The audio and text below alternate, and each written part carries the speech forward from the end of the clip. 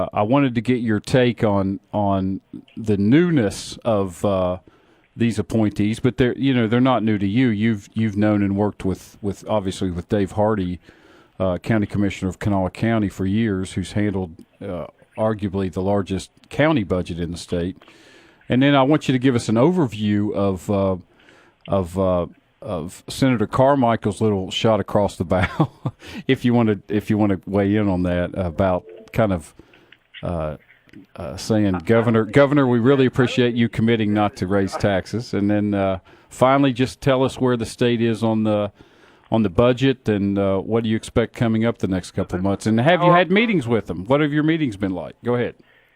So this is an hour program? No, we've got 5 minutes. Just touch on the ones you want to touch on. Let me go. First of all, I know that Dave Hardy is somebody that I have met. I've really not had a lot of conversation with him. But just this morning as I was reading the newspaper, about Jim and the Hobet thing, and Nick Casey was being interviewed, and he got to the point that I'm really sensitive to. He said, and I don't know if he's going to be listening or not, but I'm just going to say it. He said, we want to see the cuts. Well, I want to say back to Nick and the governors and the administration is the Constitution is pretty clear that the weightiest part of that activity belongs to the governor. The administrations are the one who deal with their agencies and their institutions, and some of that language is right in the Constitution. And they're the ones that are supposed to set the expenditure level, and not the legislature. We're not the ones that you give us a budget and we slash burn. Now, we did it last year. I mean, there were cuts made to the governor's original budget to the tune of about $20 to $25 million, and then he incorporated them in his final budget that he gave to us in that special session.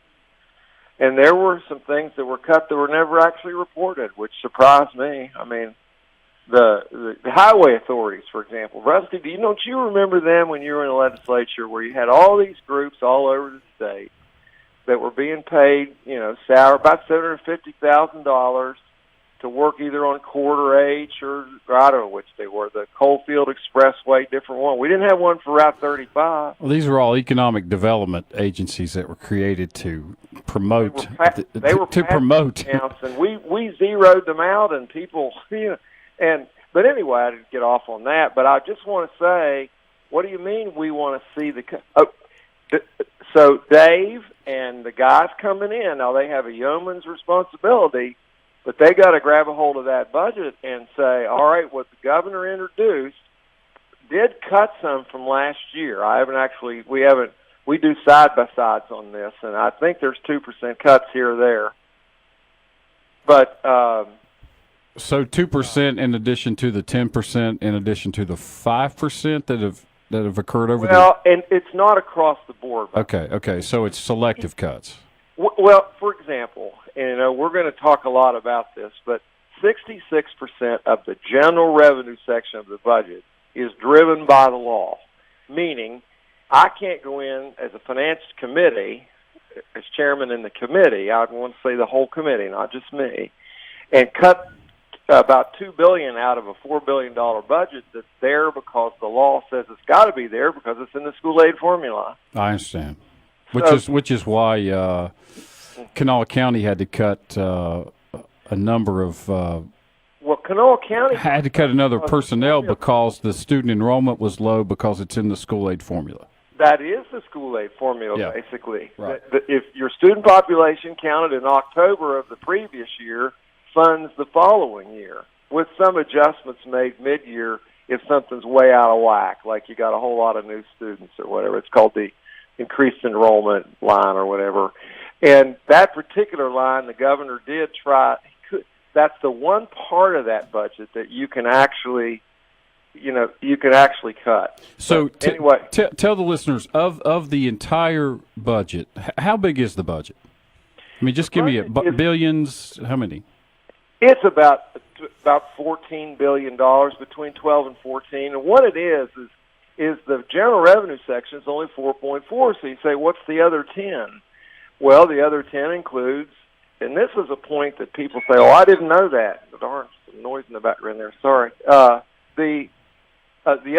The highway budget, for example, it's not in general revenue budget. So people often come to me and say, "Well, you need to do this," and they're talking about cutting something. And I really, I just kind of in my mind, I try to gently say that doesn't help the general revenue budget. Highway spends what money they get, but we authorize it in the budget bill. There's a lot of federal dollars.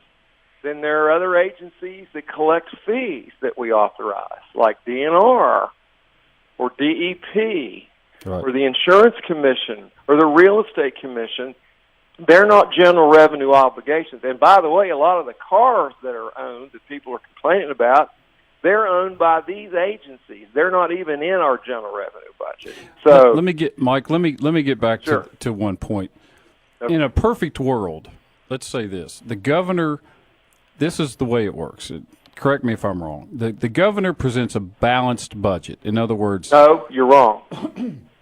the governor does not present a balanced budget. The governor presents a spending budget. He claims now. This is a really sticking point that's important. The Constitution says he presents a balance. He presents a budget bill. He can present ideas on how to make that bill balance with his revenue estimates, but the bill itself, by itself, this bill that the governor handed to the Speaker and the President of the Senate was authorizing spending that was probably $400 million greater than the amount of revenue that's available. This is the current governor. The current governor, and he's done it many times before, and then he says, but now here's 10 or 11 other bills that if you pass them, this budget will be balanced. Oh, I See the understand. difference? Okay, so this is a spending budget. This is a spending budget. This is what I want to spend for the state of West Virginia. That's right. And these other bills that I'm handing you contemporaneous, this is how you're going to make this balance the budget. Right. So Okay. technically, he's saying this budget bill will be balanced, and like what this governor said, and he said it last time. He said, if you pass this sales tax and remove this exemption for. And this is You're talking about Governor Tomlin's farewell speech. Yes, and he did it last year. We had 11 bills. He took money from water projects. He took money from education. But let me ask you something. Is it common for the outgoing governor to present a budget to the legislature and give a farewell State of the State address? Is that common? You know what? We've talked about that, and a bunch of us are trying to think back. I can't recall anybody that ever did that. They were usually I don't either, but I'm not saying it didn't happen. But I don't recall it. I don't recall it happening before, and I'm kind of intrigued about it. But I will say this: I mean, the governor, the whole budget process begins back in August with the governor meeting with his agencies to determine the spending levels he's going to build into the budget document that usually shows up in January. So this thing about giving a governor 30 days to do a budget is really probably not realistic. Well, perhaps here could be another explanation. Perhaps Governor Tomlin is trying to help out Governor-elect Justice by putting together the skeletons, the format of a budget based upon the latest revenue figures, and then he hands it over. Instead of starting from scratch, Governor-elect Justice can then say, thank you for the bones, and I'll work with it. So I don't think that really it was like his option. I think it's the process that's pretty well a part of developing the budget, because we have a presentation that shows how a budget is done, and really Michael Cook, who's one of my analysts, points out how this thing starts in August of one year for a budget that will be spent the following July, and will be spent for the whole year after that. So right. You're actually in three budget. You're actually in three budget. Yeah. All right, Mike. Thank you for that. Thank you for the information. We have Finance Chair Nelson. We're going to take a break, and we'll get back to you when Danny gets back, we'll talk to you from time to time if you're available during the legislative session. Yeah. All right. Thanks.